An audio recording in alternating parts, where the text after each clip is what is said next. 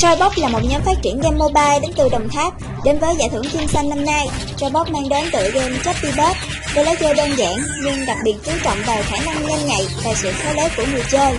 Chubby Bird đã mang lại ấn tượng với độ khó điên đảo và những màn chơi nghẹt thở. Với cốt truyện chặt chẽ, trong game bạn sẽ hóa thân thành Chubby, một chú chim đến từ phương Bắc xa xôi, trong hành trình tìm kiếm và xây dựng hạnh phúc với chú chim Vivi. Cả hai phải trải qua rất nhiều những gian nan vất vả, được sắp xếp trong 10 màn chơi với những chướng ngại vật, những mối nguy hiểm bất chợt hiện ra như tảng đá, nhện khổng lồ, những mũi trong nhọn hoắt.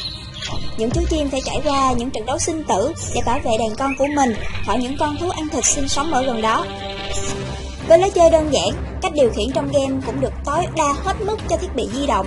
Người chơi chỉ cần vuốt lên màn hình cảm ứng để dẫn đường cho chú chim bay theo.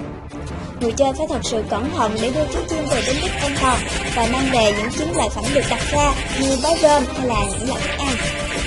Ở mỗi màn chơi sẽ có những điểm checkpoint để giảm tải áp lực cho bạn khi Chubby sở hữu 3 mạng sống.